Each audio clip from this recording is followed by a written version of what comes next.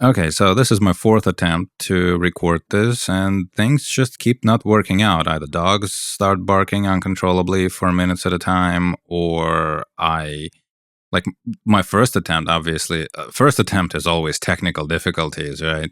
Proper second one, I was talking for about an hour and a half, and I just jumped so many topics so quickly, I eventually completely forgot what I was even talking about. And the third attempt, I spoke for about 3 hours, I believe, and 3 hours is just way too much. Like there was so much water in it and just dead air, especially towards the end as I was getting tired. Like I was never going to edit that. It would have taken me days to edit that. Like just no way, it's not happening. So I'm purposely making this one as short as possible, and also I will try to avoid this essentially dead air, something that I would have to edit. I just wanted to make a piece of content letting you guys know that I'm still alive and I am working on things, but not very dedicatedly. Essentially, what happened is, pretty much what I was talking about in my last either Patreon update or YouTube live stream, one of those two things, when I was, basically warning against me more or less disappearing for the next little while, for the following, you know, some time. And I essentially I gave up and I got myself a stupid wage slave, minimum wage monkey job. And I'm, doing it for about 50 hours a week now. And I just, had a couple bills to take care of, and it's gotten a bit ridiculous. So I had to take care of that. And now I could theoretically stop now, but it would put me back to where I was a couple of months ago, which was a rather like, what do I even do now? Do more conventional music no one listens to? Do more sound art that no one, you know, no galleries are particularly lining up for? Or do I make more video games no one plays? Or like what? Like, yeah, what do I do? Do I keep LARPing as a streamer with absolutely with not even half of the equipment that I need to do it? So yeah, maybe I should just keep doing what I'm doing right now, and who knows, in a month or two, I may even be able to move out of here somewhere where you don't have the dogs barking on the background all the time, and be in a position to actually afford some equipment to be back online with some BS things to report on or whatever, news to cover, music to fart about, and video games to bitch about. As for right now, I am working on my next quote unquote big thing with sound art, yes. But it's been slow, and I have recorded and arranged pretty much everything for it, but it's still production. And I only have so much time. During my work week, I basically have no time at all. I only have enough energy to come back home, maybe wash myself a little bit, and sometimes eat something optionally, but mostly just go to bed. Like that's it. Um, Shifts are long, and there's a lot of them, and it's very physical. It's very tiring. Tiring. And also, I'm a relatively tall guy, and I have flat feet, so my feet are completely on fire. I can basically only be in bed. If I'm not at work, I'm in bed. Because I do need, first of all, because that's what my body tells me I should do. But second, that's literally what I should be doing, because that's the only way to recover so I could survive the following week. And also, of course, I need to sleep because it's physical. If I don't sleep, I don't have energy. So, I die. And I mean, doing the job. Normally, of course, a little bit of sleep deprivation is nothing new, but doing what I'm doing without being fully rested is like literally impossible. So I, I have myself a bit of a bed setup right now. I just need to, reinstall a few things on a new machine I have here. I got myself another MacBook, a very much used one, but the one on which I do music production is more of a desktop thing now. It's more of a like permanent fixture here. I cannot really move it much, and its battery is funky. If I like unplug it for a second during a hard load period, it could just turn itself off. So I got a different machine for that. Not expensive at all, trust me. But I do need to install things on it now. So I've also been thinking that I could theoretically start doing maybe one podcast a week or something like that. And I would love a co-host for that, though, so that, I actually have some responsibility, I suppose, to deliver. But if I am by myself, I could probably still do it. I would just have so much more incentive to like make my music instead, for example, or something. And I could probably never gauge the amount of interest in something like that unless I actually do it for long enough time to have at least some kind of audience. So it's a bit of a kind of like catch-22, without enough audience, there's no motivation, but the only way to get motivation is to do it without audience for a sufficient amount of time. So I don't know how it will play out, but if there was a co-host, it would have definitely been way more achievable and absolutely doable. I would like 100% do it. In terms of my tastes, I would primarily probably want to talk about like older-ish video games. Not even necessarily retro, but just something, good and old that we all love. I don't want to be like a slop reviewer. I don't want to shit on modern video games. I don't even find modern video games really video games in the same kind of definition of the word, I suppose. Because we used to call video games something very specific. It's like AI, right? Like 10 years ago, AI meant a very certain thing. AI meant like Skynet, essentially. But ever since a couple of years ago, now AI means a retarded chatbot that can kind of put, letters together to form words. And it looks like human speech, maybe, sometimes. That's not what AI meant just a few years ago. And just since a few years back, now that's what it is. Like, that's just ridiculous. It's a completely different thing, but we use the same word for it. Well, with video games, kind of similarly-ish, what we used to call video games 20 years ago was a completely different thing from what we have now. There's hardly anything in common. And all of the like meticulously over long periods of time accumulated institutional kind of knowledge of game design and just taste, both from the side of the community and the side of the professionals actually working in the industry, almost all of it is lost. Now people who make video games are completely clueless. And the community is also completely clueless and haven't played games older than 5 years, most of them. So they have no idea what's actually good, kind of like historically and, in comparison to how things used to be. So everything is new to them all the time. Every single thing for them is a huge innovation.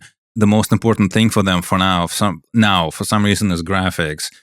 And people who make video games, they are under the impression that they actually making something new, that this is like the first thing ever made, that Remember Me is the first time a combat system like that has ever existed, right? Like, let's forget one of the most memorable games of all time, God Hand, that actually, came up with that kind of combat system.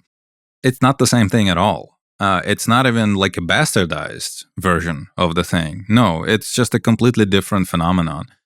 I would like to talk about when you know, when things were actually good and interesting.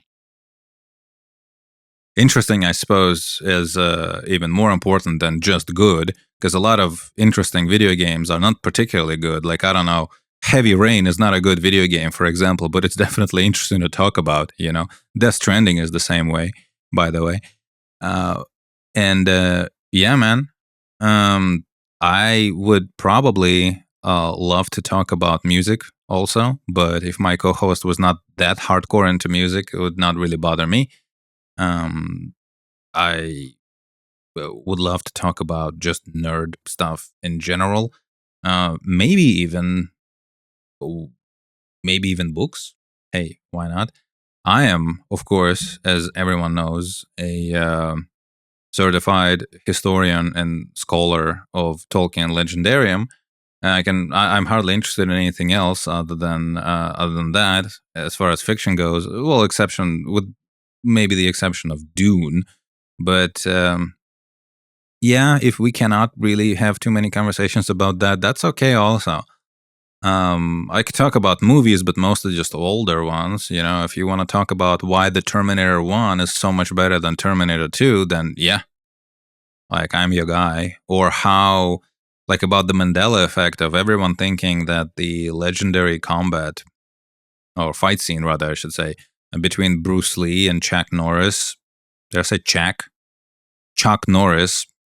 Everyone thinks that that's from Enter the Dragon, which confusion is understandable, but that it's a completely different movie. The movie that scene is from is The Way of the Dragon, also known as Return of the Dragon. And it's very funny because everyone thinks it's Enter the Dragon. Like, I pretty much, I don't know, maybe I was just unlucky with references, but I was led to believe my entire life until I actually watched the movie, and I was like, I cannot wait. I was watching Bruce Lee movies, and I was just thinking to myself, I cannot wait for that legendary scene in Enter the Dragon. I'm watching it right after this one, and what do you know? This one ended up being The Way of the Dragon, and that's where the scene happened. And I'm like, whoa, wait a second. That scene is from here? So yeah. Anyway, I kept bitching about my life choices to a minimum. I am working on new stuff, but it's a bit slower, quite a bit slower than usual. And yet, I'm still interested to squeeze maybe a podcast out of myself a week. Especially, I'm like really, really, really hoping that I can find a co host, or maybe a co host rather could find me. Like, I don't know how this is going to play out, who would even ever hear this. But if you do, hey, uh, how you do? Thank you. I am as far as like actually like interesting things to talk about go. I suppose I don't remember. Have I talked about playing Remnant 2? Remnant 2 is pretty okay, but I think Remnant 1 was overall a better game. As for what it's worth, I never really like the first area I got was what is it, Solemn or Lawsome, whatever.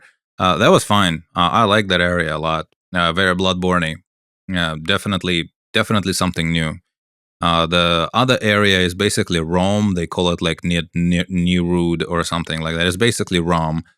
I didn't like that area a lot. I mostly just sprinted through it. I got it last. Yakisha, whatever, the Avatar planet.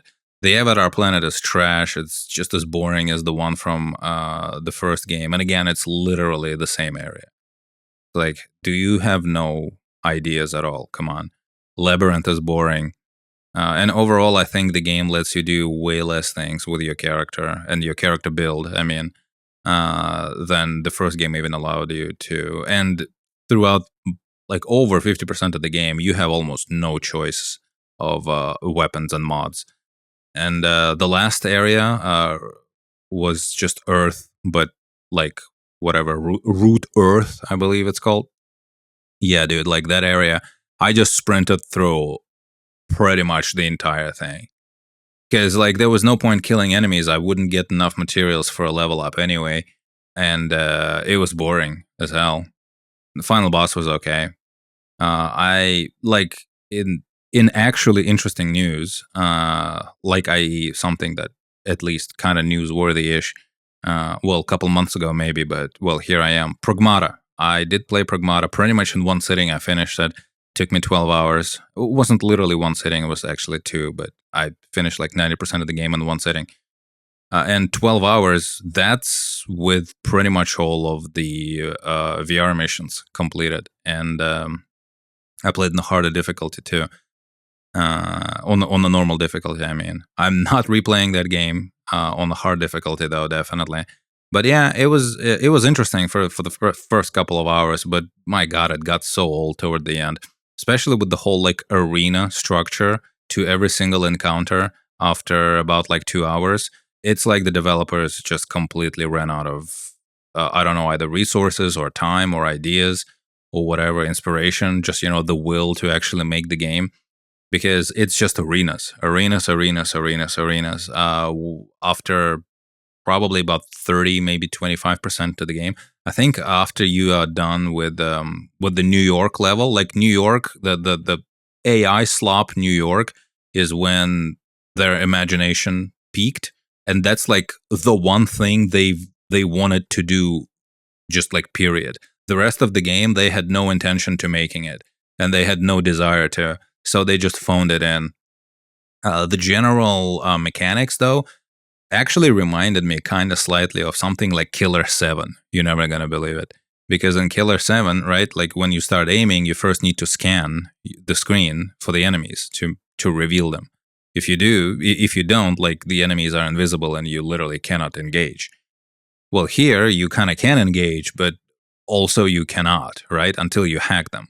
So it's pretty interesting, like kind of like you need to do something in the game before you can actually engage with the shooting. With Killer 7, obviously, it was much faster and simpler, but it's also pretty fast and simple in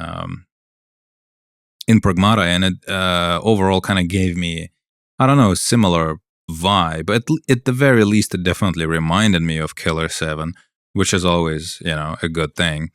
But I am definitely not in the camp of people, though, who say that like it requires too high of a multitasking level. It's like too confusing to be doing hacking and like, doing encounters. No, not for the first, I would say 75% of the game. It gets pretty insane towards the end. I'm also, yeah, but you can still manage it. And there's auto hacking too. Yeah, it consumes your super bar, but, you'll get through it. Okay, you'll just gambatte, all right? You'll do it. And there's another thing with oh god damn it, what should I call it? People say that actually the game is way easier than it looks, and that you like super overpowered towards the end. I don't know, man. I wasn't super overpowered towards the end. I never really found the game difficult, and maybe that's why I never put any time into like actually breaking it properly. But I did attempt to optimize my build a little bit, and I just found it okay. I didn't find it's like stupidly easy. I did die a couple times, but yeah, I don't know. Maybe I didn't figure out somehow how to make the game like super stupidly easy. Anyway, I never done that, and I didn't find the game as such.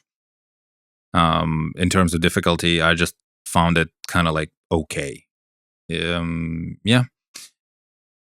Already said that the structure of like every single fight, basically after the slop New York level, just being an arena was like really, really boring. And it got so old toward the end. Unfortunately, because the arena literally means that you're locked in the arena until you're done with it, so you cannot leave it. But almost every time, like in the last couple of hours of the game, every time there was an enemy, I was just like, every time I could, I would just run past it. And another thing is, well, okay, let's talk briefly about, I mean, the story, I suppose, or something. I don't know. The story is there. The whole like Diana thing. Um, so the story is like simultaneously kind of like Prey 2017, but also every other video game ever made. Basically, black evil black goo was discovered, on the moon, and it's evil and it's black and it corrupts things and kills things, and all of those things combined and at the same time. It's like, yeah, okay. I wonder where else I had evil black goo, you know. But yeah, I don't know, man. It's fine. As far as the whole like Diana controversy goes, I do not feel like I don't know, maybe I was not the target audience.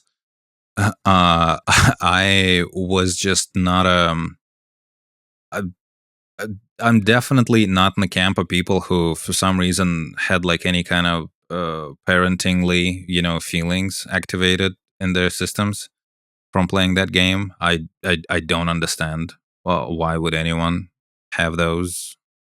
Just for the reasons of the game, you know, presenting them with. And I also do not understand people who find that like having Diana in the game is very like creepy and controversial because like she's a little child and she's not wearing any pants. She's just wearing this giant jacket. That jacket is pretty cool design, by the way. I mean, not a jacket as a cool. I like the jacket. The jacket has pretty like is designed well. It's an interesting looking jacket. But I don't really find it the problem that it's like, oh, we're gonna put a little girl in our video game. Oh no! But think of all the perverts. They're gonna goon to her. Well, first of all, it's not her. It's a robot. Second, okay, so what? Now we cannot have children in video games. Like, I don't think that's okay to like limit artists by whatever like morality, ethics standards are being falsely applied here. Uh, I mean, if you feel like boycotting the game for that, that's your right. But it's also the artist's right to have like children in their video games. I think, yeah, I think that's how things should go. As for Diana herself as a character, not as a hacking tool, but I don't mean like literally. I mean hacking like emotionally hacking tool. Oh wow, that really didn't land well because she is literally a hacking tool in game. But she's obnoxious. I didn't like her. She's a robot, so I didn't really feel anything for her as a parent, or for her as a character, because she's not a character. She's a robot.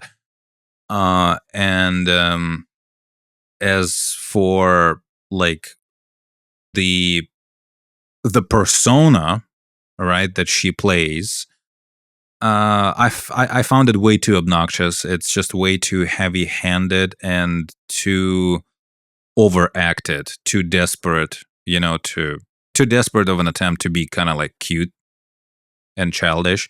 I think it would have probably been cool if, because she's a robot, so she could literally look like anything. She could look like a toaster, or she could look like an animal. They could have made her like in universe to look like an anime character. If that's what it was, I think it could have been actually cool. If she was this like super obnoxious, super like nya nya nya, type of like, little girl anime character. Especially if she was like complete psychopath at that. It's a stereotype, but combined with otherwise like photorealistic-ish, type of aesthetics, it would have been an interesting place for her to be that type of character in that type of place, in that type of game. Or like, I suppose that's less interesting, but they alternatively could have just made the whole game with the like anime aesthetic. Like everyone's an anime character, everyone's over the top and goofy. but just have this like photorealistic looking like human child that's actually just a robot act like a cartoon character.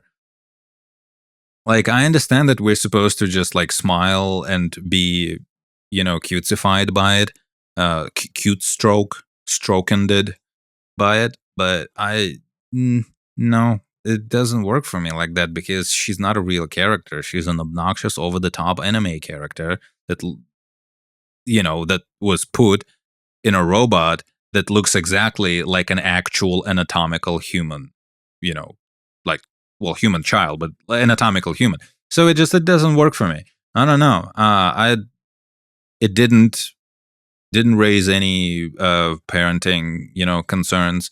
But also similarly, I'm not in the camp where like the whole thing is problematic somehow for some like ethics reasons. I do not feel it at all. Music was memorable. Music was nice. Music was very, very Namco. I'm not sure who made it, but it's pretty much all techno. There's a bit of ambient here and there. I didn't like the aesthetic much. Aesthetic is basically Vanquish. It's like, but like how Binary Domain is essentially just like this really mediocre third-person cover shooter that kind of looks like Vanquish. And then we have Pragmata, which is even further removed from Vanquish in terms of, like gameplay. So, yeah, it actually looks more like Vanquish than Binary Domain. But in terms of gameplay and overall experience, and I would say the vibe, it's much further removed. The only exception would probably be the soundtrack. The soundtrack is almost all techno, and some of it is all right. Some of it is quite all right, I should say. It's very Namco, and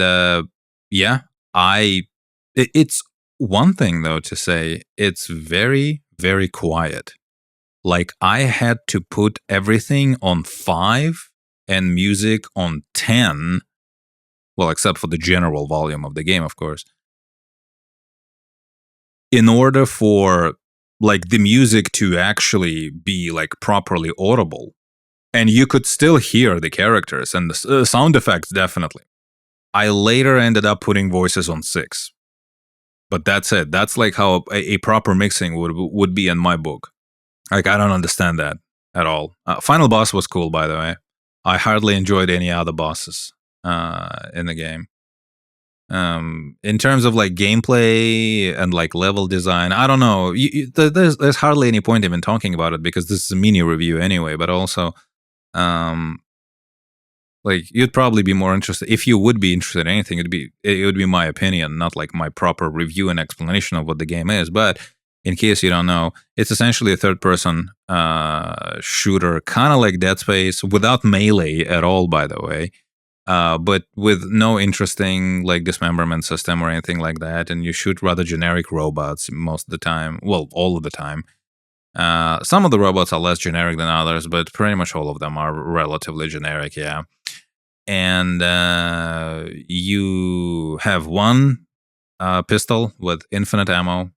You can also have it as a really shitty and nearly pointless SMG. So you better have it as a pistol. It has infinite ammo, but it does need to recover it sometimes. Well, oftentimes. And also, the whole thing has kind of like very rudimentary Souls-ish elements. Like death, for example, is rather weirdly punishing sometimes because you can only respawn in your safe room. And safe room is not the same thing. Like, safe room is something you open shortcuts to. So you have to respawn at the safe room and then go back to the spawn area where you can go to. And sometimes it's actually rather far away from where you died. So instead of just like respawning at the last save point, you respawn at the safe room. And like, I don't know, in a game like that, usually when there is no bonfire or anything like that, you would still be respawned at the boss, for example, if you died. Well, funnily enough, the very not the very first boss, but there's definitely one boss in the game. I don't remember where it was. It was relatively close to the opening of the game, I believe. There's a boss that doesn't have a bonfire near it. So if you die, you respawn the safe room, and then you take the trolley system back to the closest, spot you can go to, and from there, you need to go to the boss again. Like literally, the boss run takes like 7 fucking minutes because of that. But there was only one spot like that. But also, I think I died to that one boss only once in the game, and that's it. I never died to any other bosses. I did die a couple more times though in the game. All of the like red challenge rooms, almost all of them were like super easy. By far, the most difficult one was the first one, and that's it. So yeah, I don't know. And then again, I never felt super overpowered. In fact, if anything, I was probably more overpowered than I knew. Like maybe I was just like pretty crap at the game, because you have quite a lot of tools in the game, and I would go through rather intense, crowded encounters without forgetting that I had a decoy, for example, on me the entire time. And then after the battle, I would think to myself, God damn, I had a decoy. I could have used it. And I forgot that I had it. I forgot it was a thing, period. Okay, so the ending. The final boss is fine, but then there's a final boss, right? And, not final, just the final boss. And that is a QTE. And it's a type of QTE where the game pretends that you have some kind of movement and there's like an actual gameplay happening on the screen. But actually, you're just moving around the screen. It's a bit of like a 3D shmup type of thing. And you're just waiting for the game to tell you press R2 at the right moment. And that's it. And you just press it. That's it. You do it for about, I don't know, 5 minutes, 6, something like that. So, yeah, man. I don't know. I don't know why they even pretend that you have some freedom in that scene, because you can move around the screen, yet it does nothing and it serves no purpose. I don't know why video games still do it in 2026. I just assume it's I don't know who directed the game, but I just assume that that's the trend, that new people keep coming into the industry and they don't know actually like hardly any of the history of video games. They so they keep reinventing things that were already invented and deemed like redundant and dumb decades ago. Well, anyway, you get that, and then the game ends, and the twist in the end, of course, well, it's not a twist, but the Hugh was at one point infected by the goo, and we just don't know it, obviously, because of his suit. It was set up about, I don't know, maybe 2 hours before the ending, maybe hour and a half or something like that, when Hugh asks Diana if she can, because she can quote unquote cure or clean, whatever you would call it. Clean is a nice word for that. She can clean the robots that were gooed up, and you can fight them much better when they don't have no goo on them. And Hugh asks Diana if she can clean humans, and she said, "Well, no. With biological humans, when goo gets into your cells, I cannot cure your cells. So you're gone at that point." And I don't know if there was an actual scene that sets up Hugh like getting infected somehow. Like it's not supposed to be technically even possible, but yeah. At any rate, at least it maybe it is at one point. Like you can nail down the specific moment where he gets infected. Like whatever happens to him that gets him infected. But I don't know. If it happened in a cutscene, if it happened in a short scene somewhere, then I probably just missed it. If it happened in like a quote unquote big cutscene, I could have been like making myself a cup of coffee or something at that point and just never saw it, because yeah, I'm gonna be honest, I was not particularly impressed by the story, and I was not paying 100% of my attention to it. It's relatively short, could be considered a good thing, but I don't know, man. Um, it- it's nice if you just want to finish it quickly. Yeah, but I don't know. I like my games to be like so fun. I just want to replay them, no matter whether I can finish the game in 3 hours or 30 hours. I definitely do not want to refinish Pragmata anytime ever, let alone soon. And I've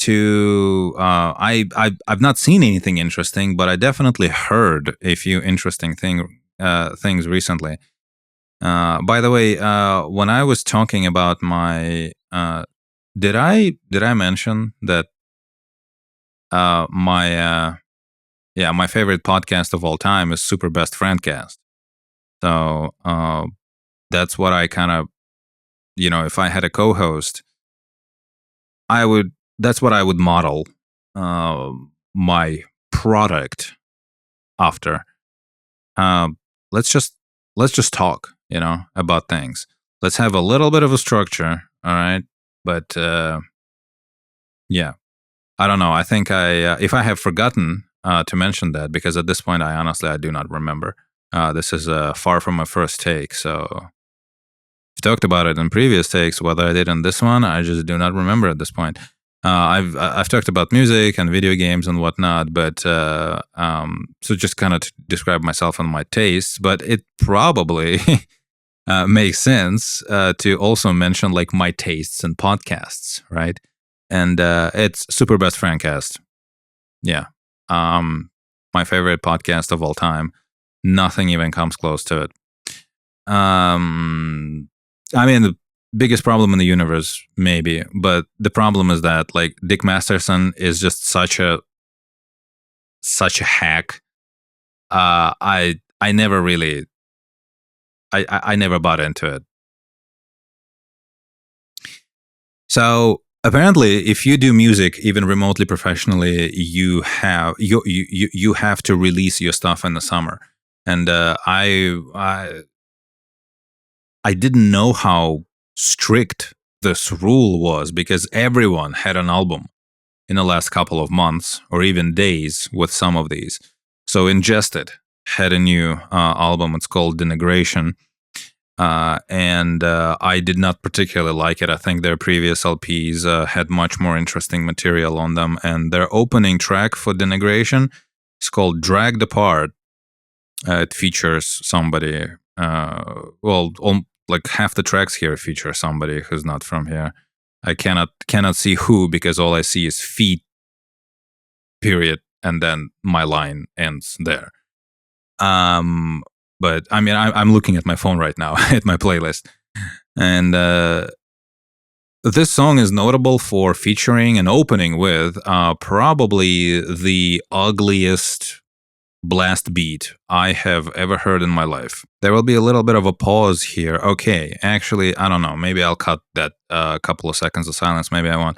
The next one is a pretty big one, but all things considered, I don't know. Maybe it is. Maybe it's not. All things considered, there will be something much bigger in just a few seconds. In 2026, Camus came out with a record, and this one is self-titled. It's called Camus, and I did not particularly like it.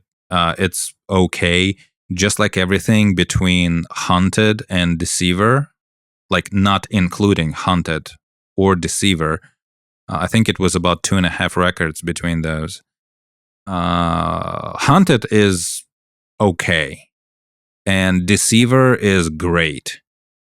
I should say, like, Haunted is good, and Deceiver is great. Between them are 2 records of just uninspired mediocrity. And Camus definitely is from that category of things. I mean, album Camus by Camus. I don't know what's so special about this to make this self-titled. I I do not I did not enjoy that one particularly well. I listened to it 3 times. It didn't do it for me. Stormkeep came out with a record. I am a huge fan of whatchamacallit, Tales from Other Time. I'm not looking at my phone right now. I'm still scrolling, by the way. This is all from memory. Well, as I love that stuff. So actually remember Tales from Other Time, okay, is absolutely fantastic. I love it. And they have a whole entire record also that is just Dungeon Synth. I don't remember the name of it. That's a great record too. And there's quite a lot of Dungeon Synth in Tales of Other Time too. So the 2026 record is called The Nocturnes of Iswelm, and I hardly liked any of it. I think all the clean vocals on this record were very misplaced and sounded weird, didn't sound right. And just in terms of composition, it feels darker. It feels much darker than Tales of Other Time. It no longer really feels like nerd black metal. It just feels like, I don't know, shitty black metal or something. Like, I don't know. It didn't really work for me. Also,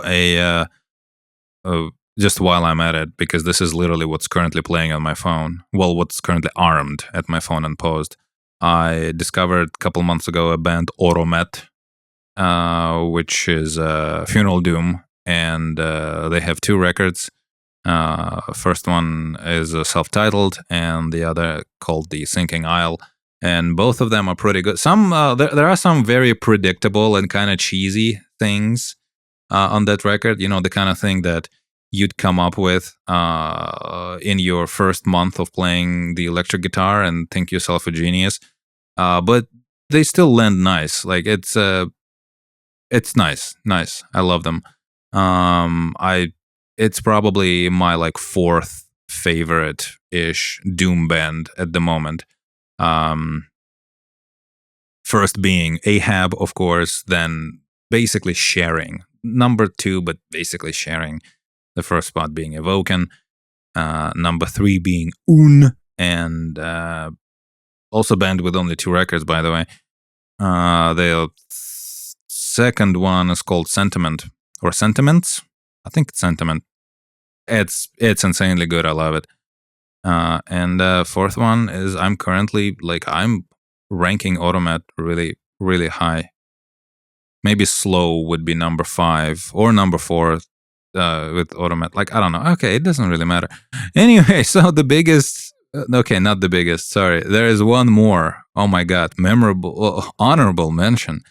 God damn it. Paul Gilbert. 2026 album, WROC. I'm not sure what it stands for. Maybe it's abbreviation for something that everyone knows, like WTF type of thing, LOL. I don't know.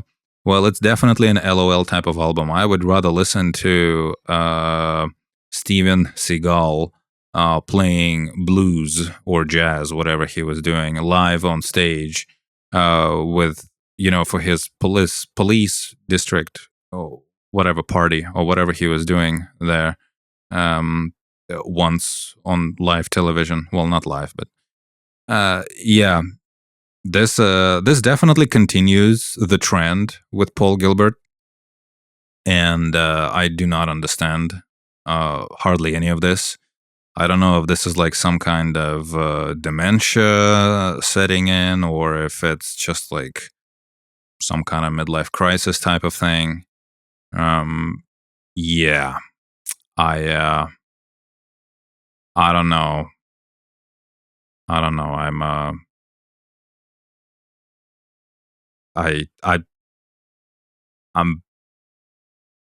I was pretty much expecting something like this, but I was also unsure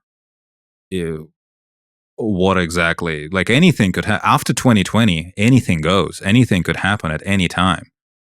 Like Brendan Small could come up with something like WROC, for all we know. Like you could never exclude any of those possibilities anymore.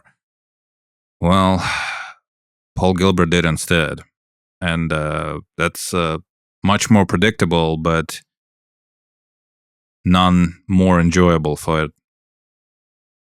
And then the biggest thing pretty much of the year, I'm not even sure if anything could ever top this, the one and only legendary, basically funeral doom band Warning came out with a with an album just recently. It's called Rituals of Shame, and it's been 20 years since Watching from a Distance, their previous LP.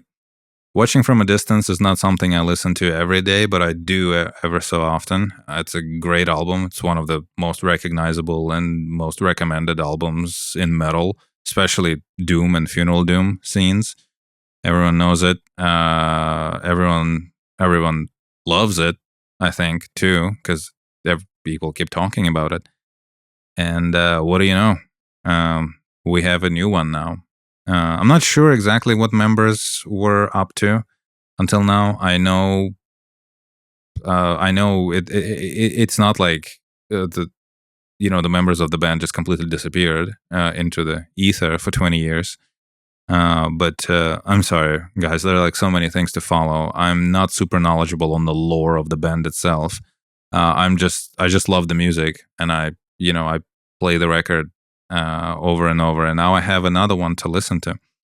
And I'm not the hugest fan of their first album. I don't remember what it's called. Like I listened to it like a couple times. It just didn't work for me at all. But Watching from a Distance is something that fucking blew my mind. It blew my soul, really, in more ways than one, if you catch my innuendo.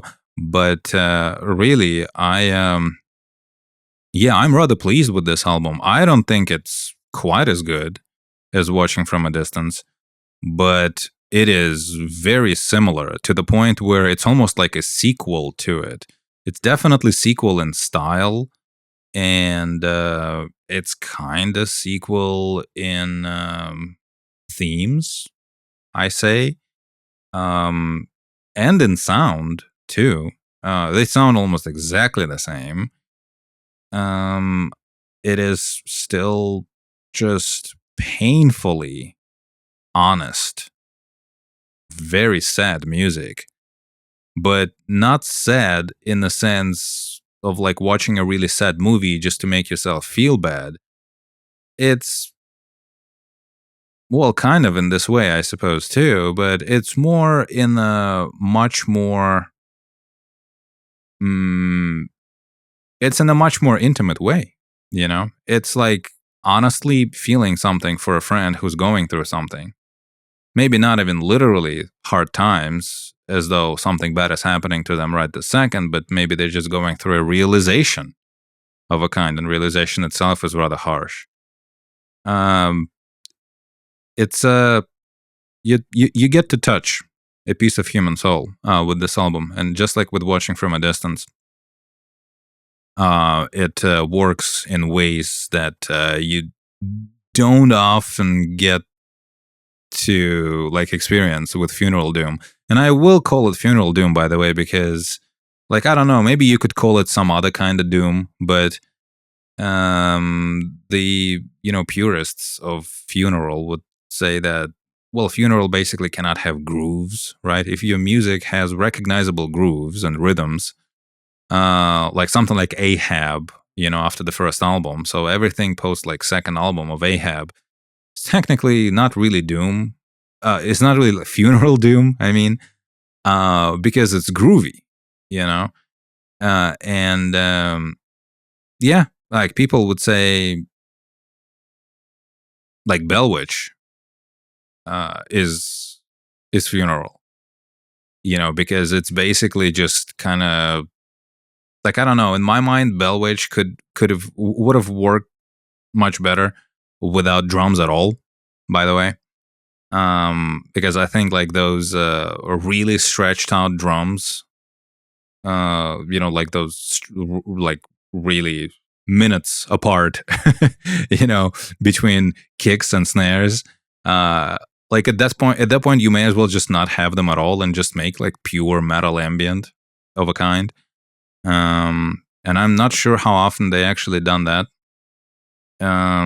But this is much closer to something like that. This is much closer to something like Bellwitch or Morning Congregation or like Slow, maybe. But in the actual sound, much closer to something more classy and classical in a way. You could say something like Solstice, for example. in the sound itself, right? But in terms of other types of music, again, you would never confuse something like this with something like Solstice or Black Sabbath or I don't know, like Crypt Sermon, Chemist, Pallbearer, whatever else you want to throw in there. That's basically just kind of like metal / heavy metal / whatever metal, but it's like it's doomy, right? It's doom metal. No, Warning is much slower. So I think it's fair to say that this is Funeral. But that's not the point anyway. That's not the point. What did I say already? I don't want to repeat myself. I said something about like this being very honest music, painfully honest, being rather sad, very sentimental. All clean vocals, by the way. When I said like Bellwitch, Morning, Congregation, it's imagine that, but with clean vocals that are very, very honest, very, very sad, very sentimental. I don't know. Okay. I'm not going to repeat myself again. This album will not make you feel like shit, but it will get you to understand what some people go through that do feel rather troubled. And I think it's as all of us get to experience that, being exposed to something like this in an art form that's accessible also, by the way, because you don't need to have like a lyrics booklet. You can just sit down and listen to the person telling you his story.